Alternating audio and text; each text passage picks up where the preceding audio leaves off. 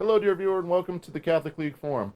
I'm Mike McDonald, Director of Communications at the Catholic League, and joining me today is Bill Donohue, President and CEO of the Catholic League. Uh, Bill, I want to talk today about we've been seeing this transgender mania picking up steam, and in the last week, you've dealt with two traditionally very masculine organizations that have succumbed to the transgender mania. So I want to start with Bud Light.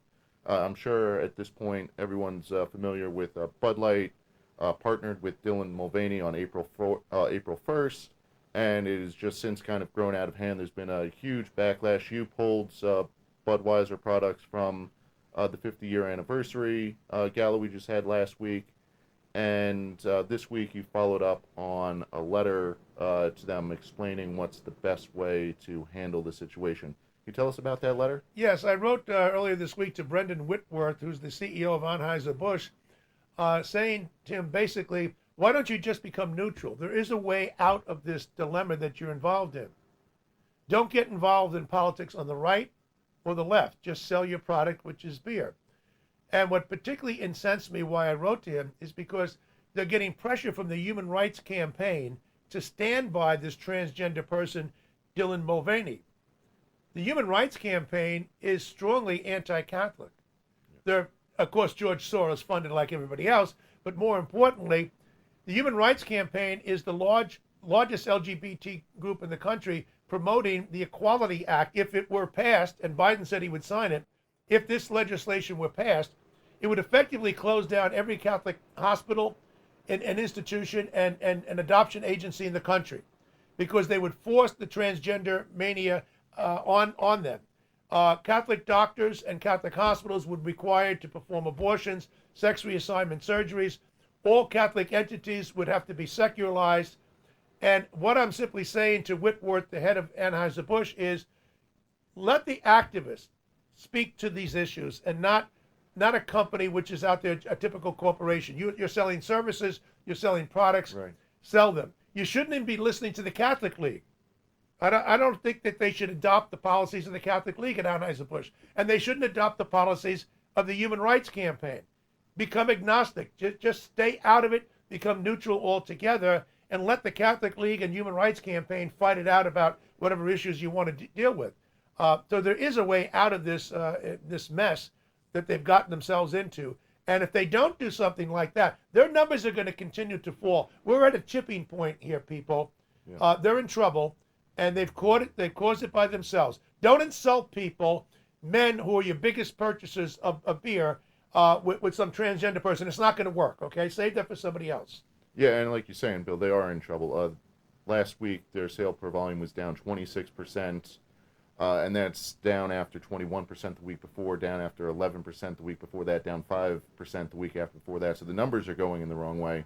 I think you're right. They do need to do something at this point to remedy the situation. And Mike, if they did, I think a lot of these corporate boys do want to do something like that. They fell into this trap. I mean, all you have to do to get me off your back and Human Rights Campaign off your back is simply to simply say we're just going to sell beer. Or whatever you're selling, sell cheese or sneakers or whatever. I mean, why are you getting involved in the politicization of the culture? And that's what's involved here. So hopefully they will come to their senses. And if they do, I think a lot of them will breathe a big sigh of relief, saying, my God, we got the right and the left off our back. Just go out there and sell your stuff. Yeah.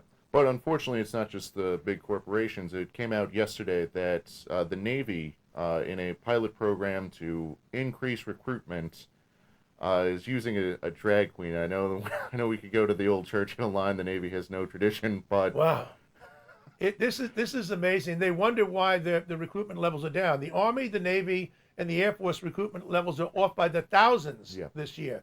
The only one holding steady is the Marines because they haven't gone into woke politics. So I wrote a letter today to Milley, the general in charge of Joint Chiefs of Staff, sending copies to all the other members of the armed forces as well as those on the Senate and House Armed Services committees about this situation. This is insulting. You wonder why this Navy spokeswoman said, this is the biggest challenge we've had in trying to get new recruits. She's either stupid or lying, as I pointed out, okay? You don't insult people. Don't insult their intelligence. by bringing in a drag queen as your model recruiter and expect you're going to get more people to join. Now, this is sabotage, okay? I'm not saying it's intentional, but I do think some people are working that way. But whatever it is, Millie's in a position to affect change. And all they need to do, pretty much like Anheuser-Busch, just get back to basics. In this case here, you're supposed to training people to win wars. You don't get the best recruits by insulting the men who are the most likely the ones to be out there in combat. Yeah. Why would anybody in his right mind want to join the armed forces today if you're insulting the young men who are the likely prospective recruits? So if they just get back to basics and leave the politics aside, I think the armed forces and the corporations, in this case Anheuser-Busch, will be on their road to success again. Yeah, and sticking with the Navy for a little bit, Bill, the drag queen in question has put out a statement saying that, we don't actually support the military because unless there's queer people involved, then we all suddenly hate the military. And that he's proud to do this because they've been, the queer people, his words, have been so persecuted in the service. That's definitely not true. I spent 4 years in the United States Air Force, and there's 5 different types of discharges ranging from honorable to dishonorable, all right, and in between categories. When I was in the Air Force, if you were a homosexual, and everybody knew who they weren't, by the way, oppressed. Most people left them alone, as they should. I even intervened a couple of times because some people were harassing some of the gay guys. I said, just drop it, all right? I was one of the bigger guys there, so I could kind of get away with that. But the thing is this, most of them were not harassed at all. It's a lie. In fact, they had more rights than the straights, and I'll tell you this. How do they have more rights? Because if you're a homosexual, at least when I was in the Air Force, all you had to do is come out and tell the first shirt, the first sergeant, or whoever the commander was in whatever unit, and you'd say to them, look, I'm gay, I'm a homosexual, and I want out.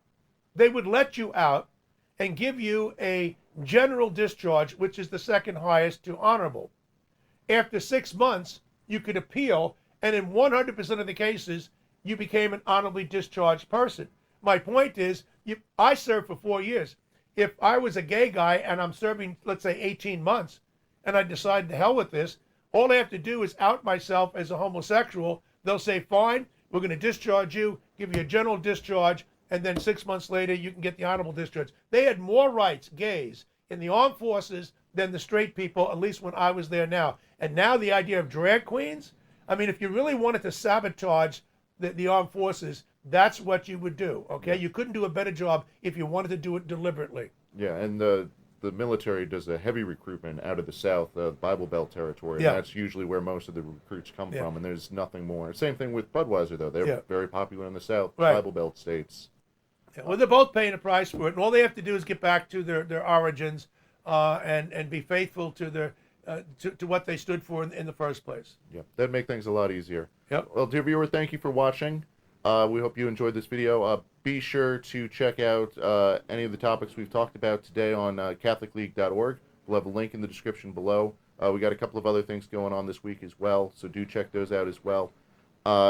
Also, while you're there on the website, make sure that you subscribe for our emails and do consider becoming a member. We are a grassroots organization driven by you, so any help that you can give in that regard would be greatly appreciated. And as always, if you give this video a like and subscribe. Thanks for watching. Thanks, Bill. Thank you.